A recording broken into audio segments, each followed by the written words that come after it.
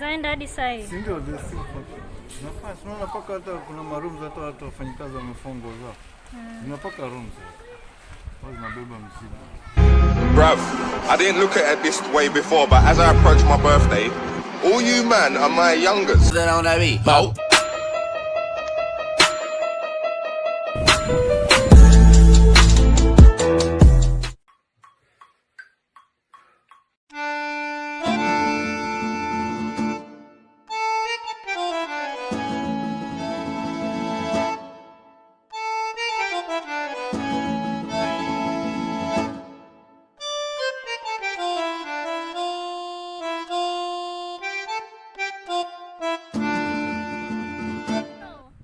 If you can hear me, this is the voice in my head. Hi, I'm Rachel. Nice to meet you. Consider subscribing at the risk of your sanity.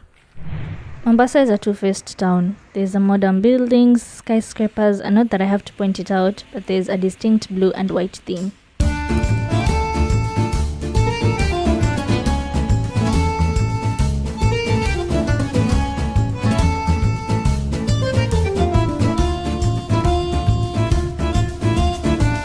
This changes into a brown and yellow theme when you go closer to the ocean. To Old Town, which was the center of trade in the 1500s when the Portuguese arrived, I've always wondered why they never renovated the place.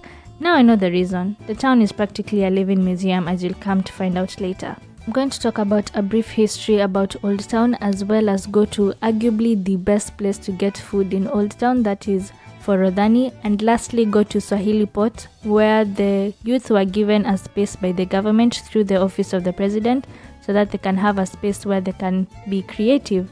Before we continue, we're on the road to 500 subscribers, so feel free to subscribe and hit the notification button for more videos.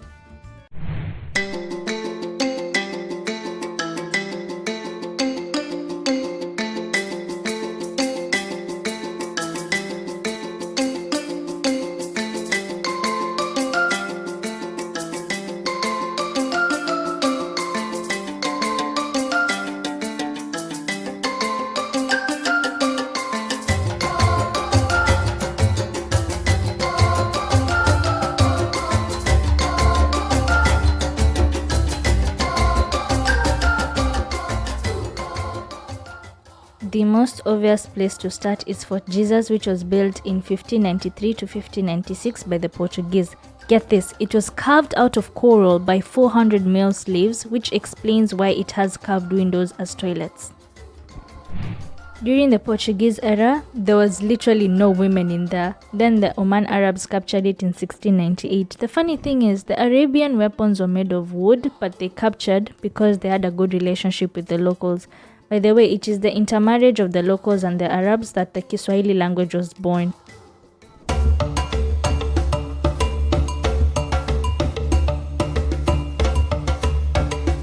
This gate was used by the Portuguese to move out slaves, while the Arabs used it to move in their light weapons into their ammunition store.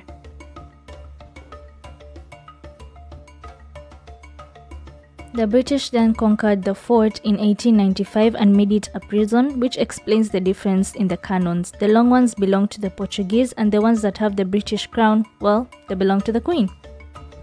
In 1858, it became a national park, and in 2011, it became a UNESCO World Heritage Site, which was honored as one of the most brilliant structures built in the 16th century.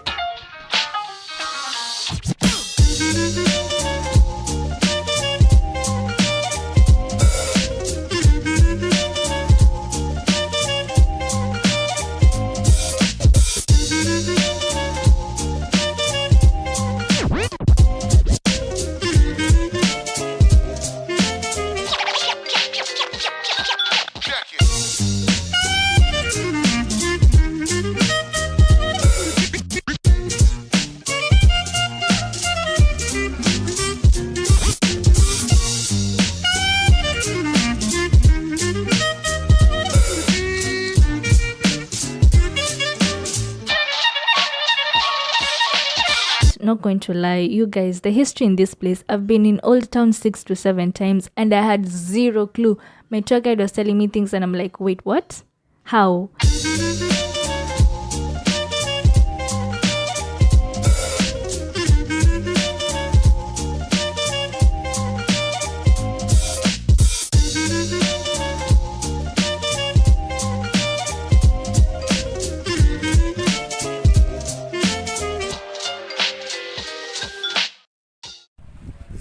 fast boats from Mombasa to Zanzibar.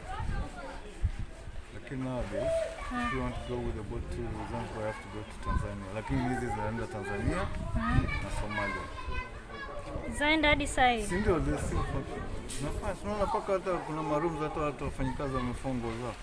Zinapaka rooms. Wao zinabeba mzigo.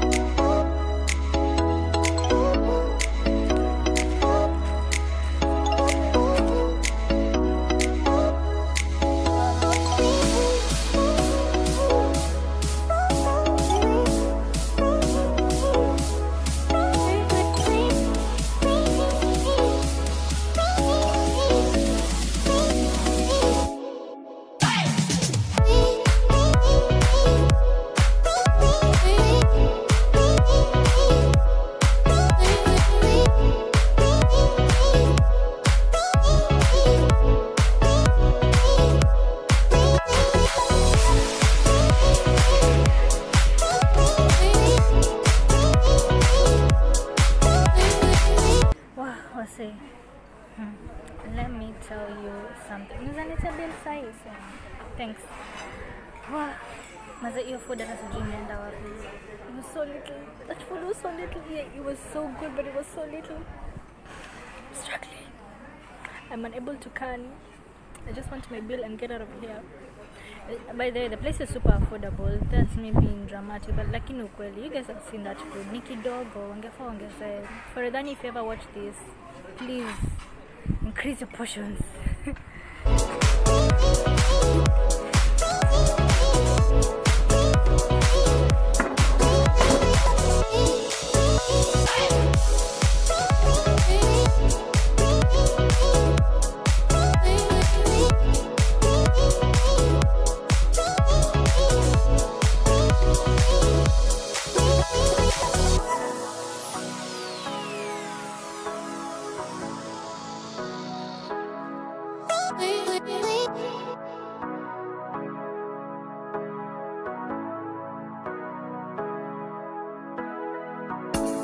This Swahili Pot part was not actually supposed to happen. The entrance to going to Swahili Pot does not look like something is like there's something on that side. So as I was walking to that direction, I just saw this. It's not leading anywhere. So as I was going back, I met this hawker, and then he was like, "Why are you leaving? There's this dope place that is on the other side." So I followed him. Then I landed in Swahili Pot. Let me tell you, like, my video is underrating what is happening there. There's so many creatives. Like, I met those dancers. There was somebody else who was alikuwa ya kariri shairi, and then there's another person. Like, there's so many people doing a lot of things, like small groupings. It's the acrobats, the ones that just got me, because I am a sucker for people who can fly, and they was flying, and they were like doing this dance with their bodies, things that I would probably break my back doing, but I enjoyed the show. And then they were asking for feedback. It's free, so it's a place where like creatives can just express themselves.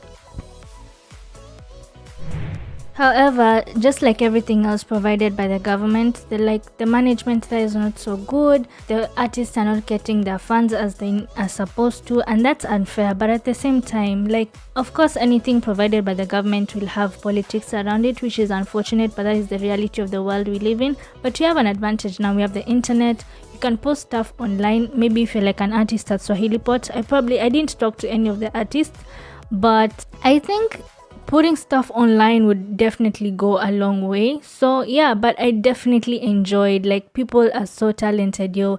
I was just sitting there in awe because they're like dancing and their facial expressions, like, you guys cannot see because the screen is dark, but they were really doing the most, and I appreciated seeing that part. And that is the end of the vlog. I hope you enjoyed it. Follow me on my Instagram at Chechel_Ndanu and Twitter at the same handle. Subscribe if you have not already. I will see you next week on Sunday. Always remember that God made only one of you, and that should tell you something. By the way, there's a part 2 coming up. Bye!